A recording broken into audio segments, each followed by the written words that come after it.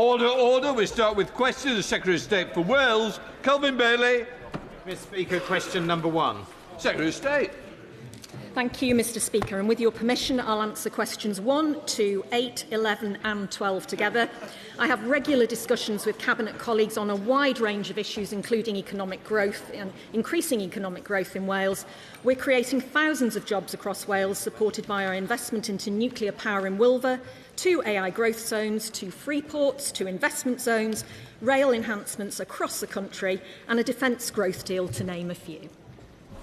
Kelvin Bailey. Thank you, Mr. Speaker. At the announcement of the £50 million Wales Defence Growth Deal that the Welsh Minister and the Defence Secretary made a few weeks ago, they visited Spaceforge, who, at the request of my air cadets from 12F Walthamstow and Leyton Squadron, I am meeting at the Space Expo in East London tomorrow.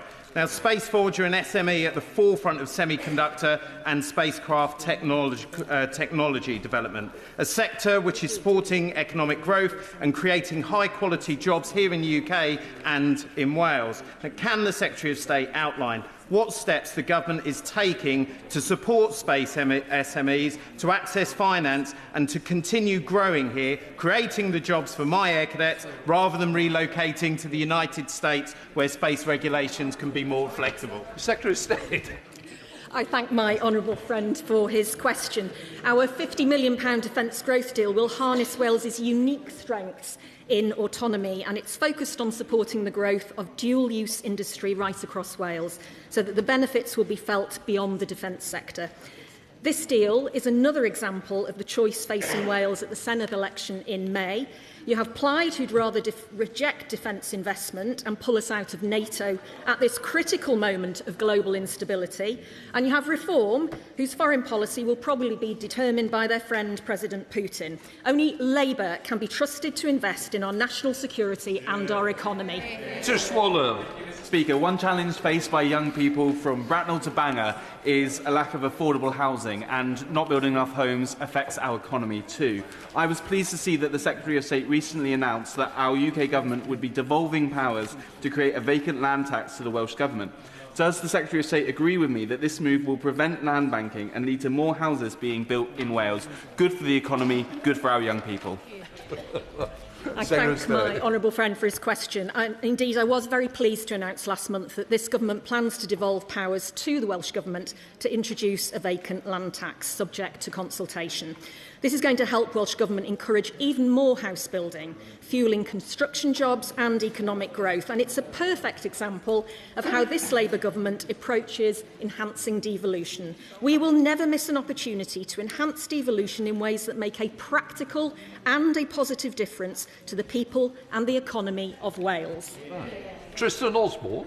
Thank you very much, Mr. Speaker. It is very welcome to note this morning that the Welsh Minister was opening the London Stock Exchange, and in light of St David's Day and also the opening of Welsh Week. Is this not a vindication of the 2 Labour governments in Wales and in Westminster working in partnership? In my constituency in Chatham and Aylesford and across the country, economic growth is absolutely critical. Can the Minister explain what steps they are taking to ensure economic growth is spread across the country for my constituents and in Wales? I thank my honourable friend for his question, and I did indeed have the privilege of opening the London Stock Exchange this morning to mark St David's Day and Wales Week, giving me the opportunity to recognise Wales's thriving financial services and fintech sectors that are benefiting from this government's modern industrial strategy. We're also building small modular reactors on Wilver, wind farms in the Celtic Sea, new train stations in North and South Wales, and a stronger Welsh economy through our AI growth zones, investment zones and free ports. But most of all, Mr. Speaker, we're building Wales's future by investing in our economy, creating jobs and tackling the cost of living. Katrina. Thank you, Mr. Speaker. This government's decision to invest over £2 billion into creating Britain's first fleet of small modular reactors in Anglesey will create thousands of jobs and bring significant economic benefits to the whole region. Will the Secretary of State agree with me that the Scottish Government should join the Welsh Government in welcoming thousands of jobs and significant economic growth that nuclear developments can bring? Secretary of State. My honourable friend makes a very important point. When we made the £2.5 billion nuclear investment announcement at Coleg Menai, I saw what a difference it will make to people in the area. I met students who will be able to learn, earn and not have to leave their family and their community to get on in life, because we are creating 3,000 good direct jobs and many thousands more in the supply chain, with one of the biggest public investments in Welsh history. And it's for SNP members opposite to explain to their constituents exactly why the SNP stands in the way of game-changing investments like this for Scotland. Madam Jogee. Thank you very much, Mr. Speaker. Aside from being the best place in our kingdom, Newcastle-under-Lyme is 30 miles or so from the Welsh border, and so the recent announcement, from this Labour government on rail will see benefits for my people too, as the upgrade to the Marches line delivers quicker services to South Wales. So can the Secretary of State reassure me that this investment will deliver real economic benefits for Staffordshire, for England and for Wales? Secretary of State. I thank my honourable friend for recognising the scale of our Welsh Rail announcement and its benefits to cross-border travel as well. Our two Labour governments have agreed a long-term plan for Welsh Rail that we're committed to delivering as quickly as possible, unlocking 12,000 jobs and connecting people to the tens of thousands of jobs that we're creating across Wales. The pipeline of 43 projects worth up to £14 billion in North, South, Mid and West Wales will deliver the rail network Wales deserves, righting years of underfunding at the hands of the Conservatives. Mr Speaker, this shows the impact of two Labour governments working together and our sheer determination to deliver for the people of Wales. Joe Roberts. Thank you, Mr Speaker. Drinks producers warn that the UK government's decision to allow Wales to include glass in a deposit return scheme threatens some products, up to 90% of them, being removed from shelves.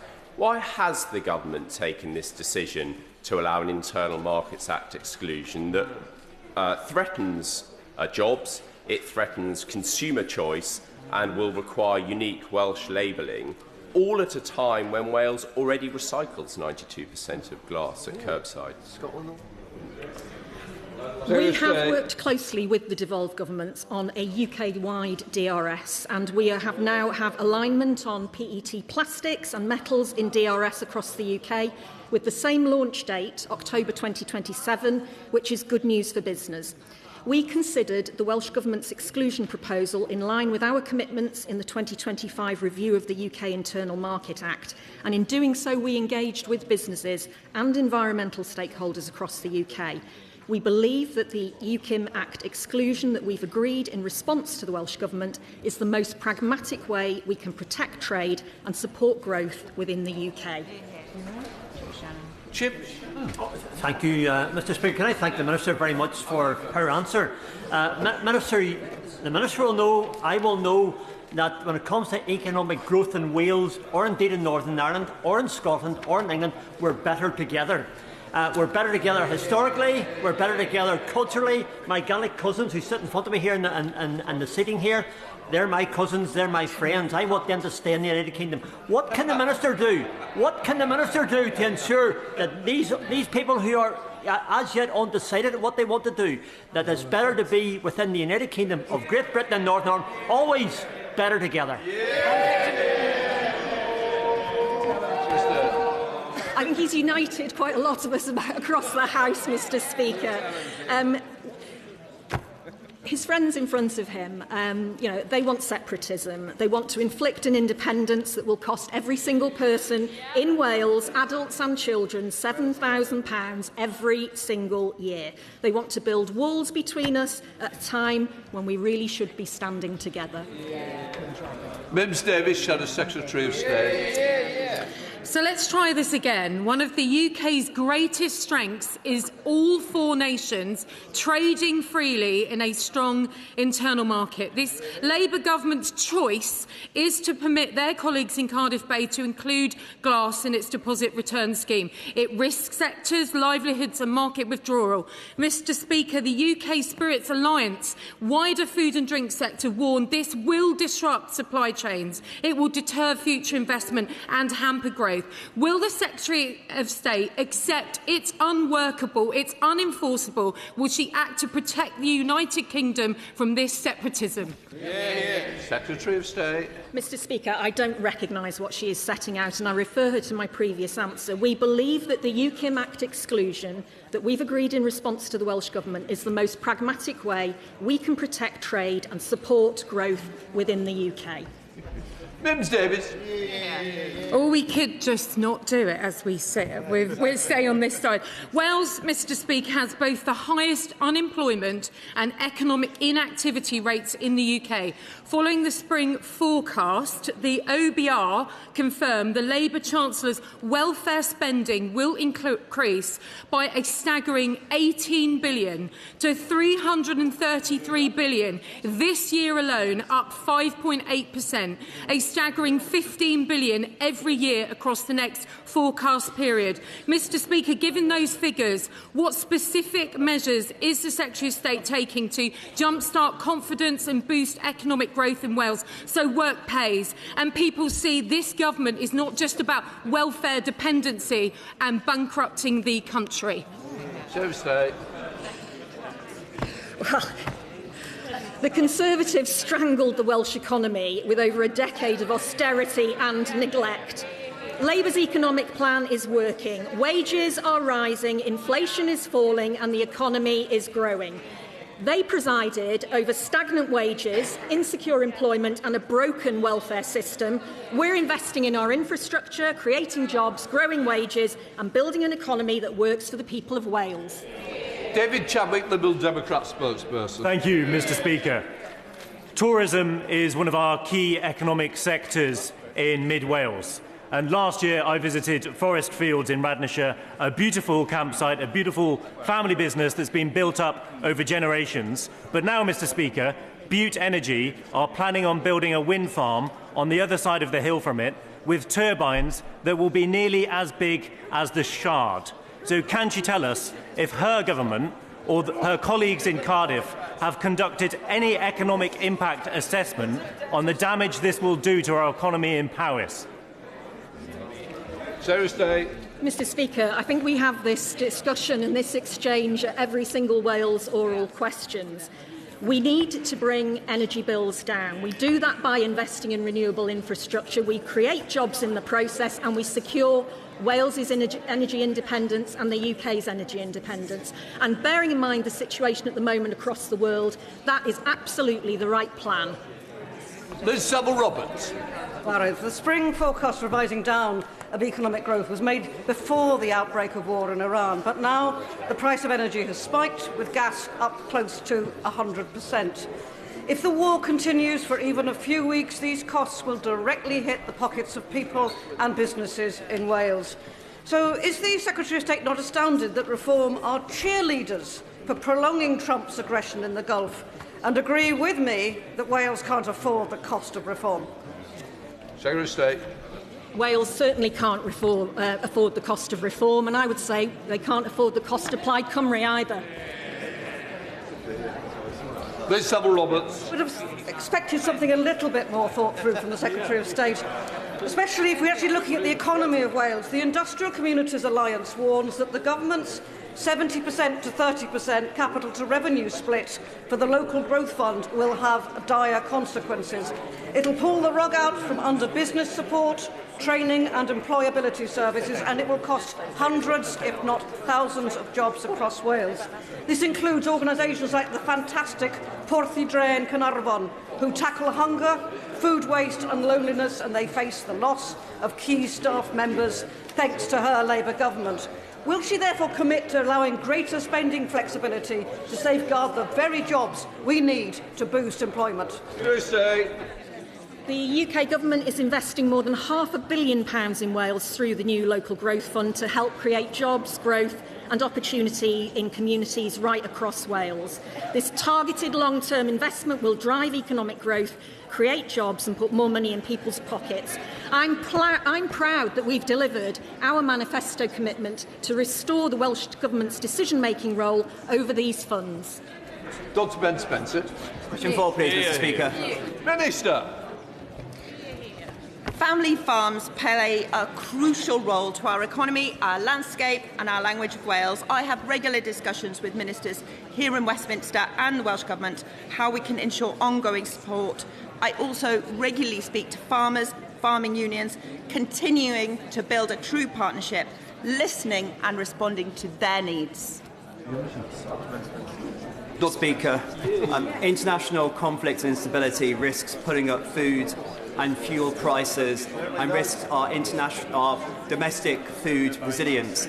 Instead of reviews and platitudes, we need action to protect our farmers and our UK food resilience. Will she take action and scrap the damaging family farm tax? Minister. This is a Labour government committed to supporting farms right across the country.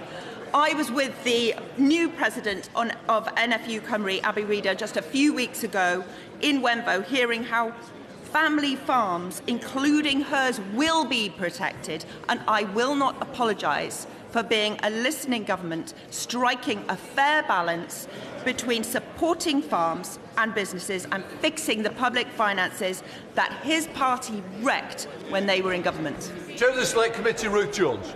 Thank you, Mr. Speaker. As you will be aware, Mr. Speaker, the Welsh Affairs Select Committee recently published its report into farming in Wales. We welcome the government's reforms to inheritance tax, but call for further work on the impacts of this change on Welsh family farms to protect our culture, our language and our amazing farm produce. So does the Minister agree with me that the Chancellor's changes to the thresholds for APR and BPR show that this Labour government is listening to Welsh farmers and our rural communities? Minister. I thank my honourable friend. She is absolutely right. We are a listening government, and we have listened to farmers right across the country and made the necessary changes to protect them, but also to fix our public finances, completely damaged, wrecked by the party opposite. And I'd like to commend my honourable friend for her dedication, her commitment to Wales as Chair of the Welsh Affairs Select Committee, and I look forward to continuing our work together.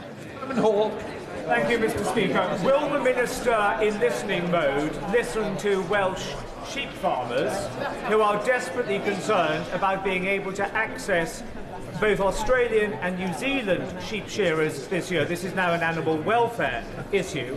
What conversations has she had with her right honourable friend, the Home Secretary, to make sure that these Commonwealth citizens can come in, they never overstay, they're only here for the shearing season, to make sure that sheep farming in Wales and indeed across the rest of the United Kingdom can be supported and continue to flourish? Minister. Well, I thank my honourable friend for his question, and he's making a really important point. And of course, we spend our time, I'm regularly out listening to farmers, speaking to the farming unions, but I'm really proud that this government is making those important trade deals which are going to make a big difference to farmers and businesses across our rural communities. This is only possible because this Labour government has achieved that economic stability and repaired our reputation on the world stage after, I'm afraid, his party made a mess of it. But I will continue to take his points back and have those negotiations, discussions with my colleagues across government. Henry Tufnell. Thank you, Mr. Speaker. Can I ask the Minister how she is working together with the Welsh Labour government in Cardiff on the upcoming SBS negotiations to ensure that Pembrokeshire farmers in my constituency can gain the maximum benefit with our realignment with the European Union? Minister. I thank my honourable friend, who I know is a great advocate for the farms in his constituency. Growing up in Pembrokeshire, I know that family farms are the backbone of our local community, as they are right across Wales. This is why we are negotiating an agreement with the EU, our closest partner and biggest market. So working with the Welsh Government, we're ensuring that we are slashing red tape, cutting costs for businesses, and that we are ensuring that this remains a priority and central to this agreement. Harriet Cross, Shadow Minister.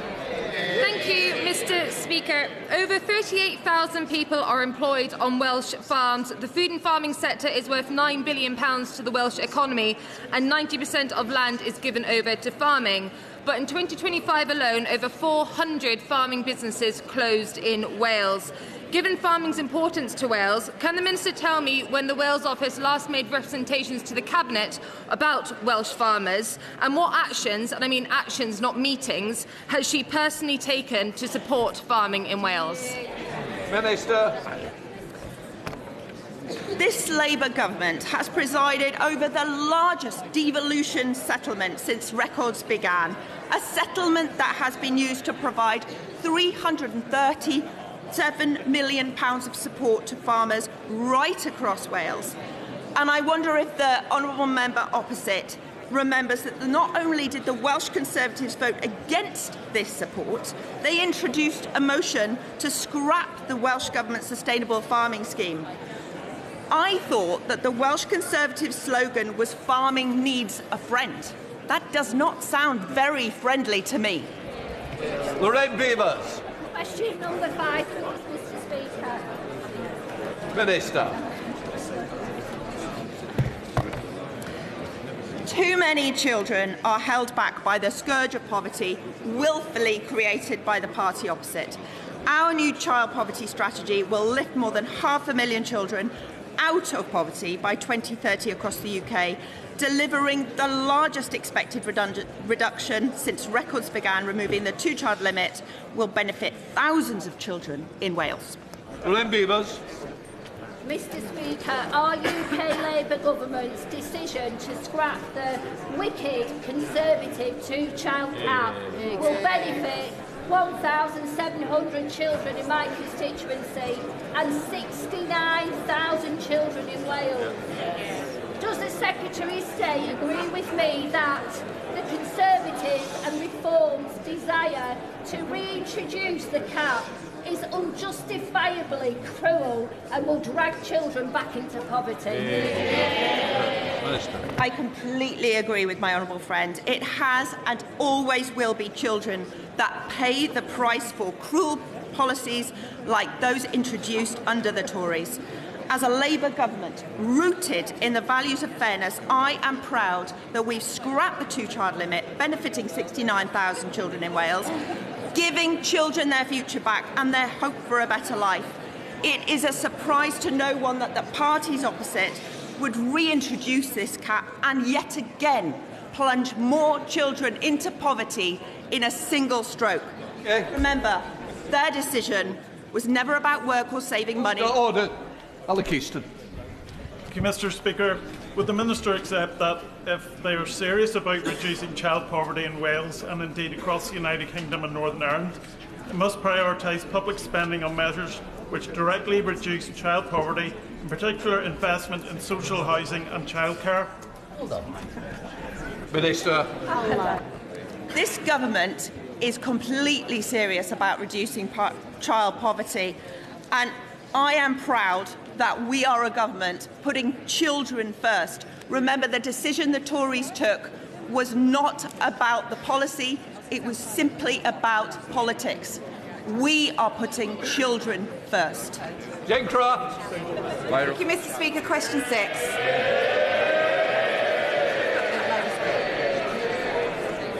6.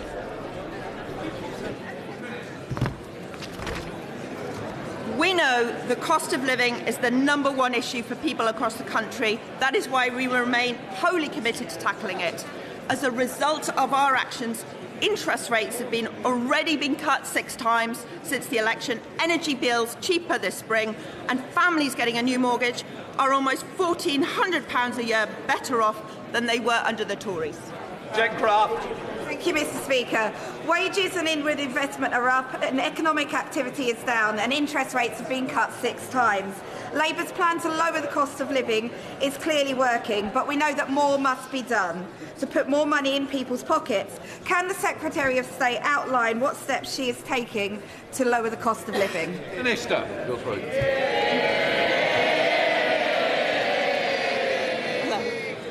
My honourable friend is absolutely right. One of the most important things to this Labour government is putting more money in the pockets of people across Wales and England.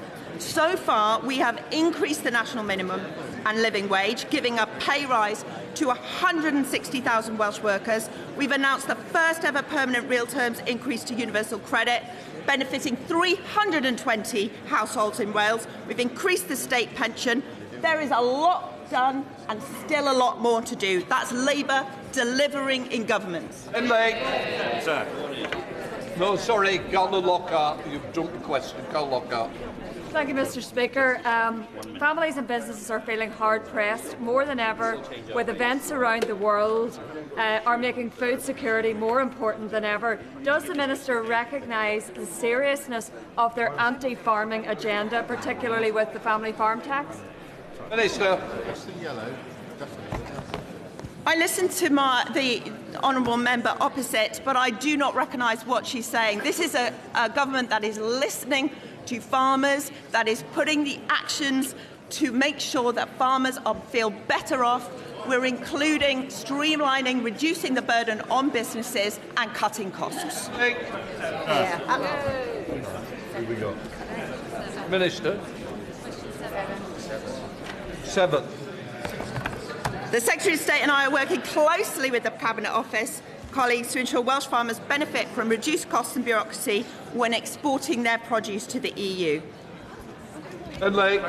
Speaker, Dr Amanda Gibson and a team of scientists at Aylesford University are leading research into how the BCG vaccine might be used to help control tuberculosis in cattle. I know the Minister will agree that this is essential work, but could she help ensure that the research is also considered as part of the UK's negotiations with the EU, so we can ensure that we don't have a choice between animal health and export? Yes. Minister. I was at Aberystwyth University just a few weeks ago. They are doing some excellent work, and it's fantastic. They're leading the way on a vaccine for TB in cattle. I know how devastating the impact of TB can be on farms and on cattle. We've begun negotiations with the EU on an SPS agreement. He wouldn't expect me to comment on those negotiations, but I will raise his question and these issues with the relevant colleagues. Final question on Express. Mr. Speaker, our recent trade deals with the EU, the UK, India and South Korea will reduce bureaucracy whilst giving us significant benefits to our constituents to these markets. Can my honourable friend outline what other benefits and other agreements we can see we will benefit from in the near future? Is it linked? Our trade strategy is prioritising deals that deliver real impact for Wales and businesses right across Wales and the rest of the country. This is only possible because this Labour government has achieved economic stability, repaired our reputation on the world stage after the Tories opposite made a complete mockery of it. Order.